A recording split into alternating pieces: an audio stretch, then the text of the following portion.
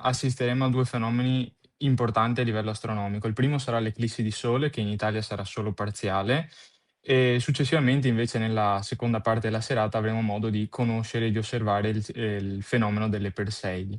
Un'eclissi solare parziale e poco più tardi il fenomeno delle stelle cadenti al suo apice, due fenomeni che difficilmente si presentano così ravvicinati, condizioni che potrebbero ripetersi esattamente in questo modo solo tra i 300 e i 500 anni.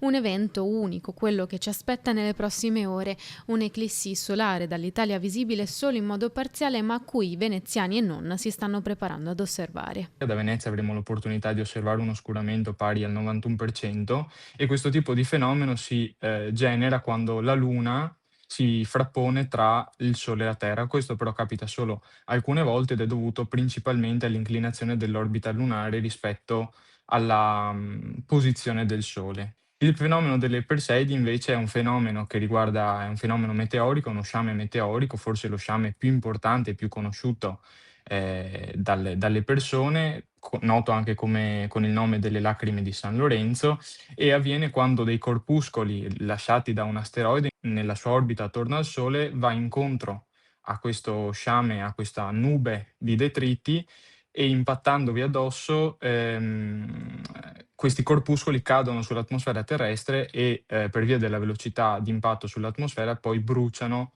durante la caduta in atmosfera. Ecco, saranno 2 fenomeni estremamente belli da vedere, e sì, ecco, come vi dicevo poi il fenomeno delle Perseidi sarà dedicato a livello nazionale alla memoria di Enrico Stomeo, nostro storico presidente dell'Associazione Astrofili Veneziani e anche presidente per molto tempo della sezione Meteore dell'Unione Astrofili Italiani. Due gli eventi in programma al Lido di Venezia in collaborazione con la Proloco di Lido e Pellestrina.